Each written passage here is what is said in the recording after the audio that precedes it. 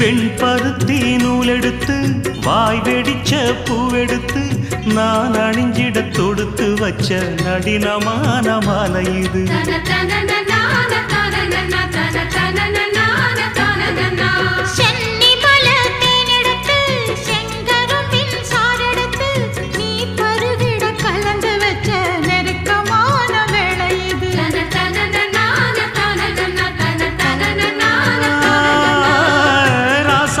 உடம்பிருக்கும் ரவிக்க துணி நானாக அன்னாடம் சூடி கொள்ள ஆசை வச்சாகாதா.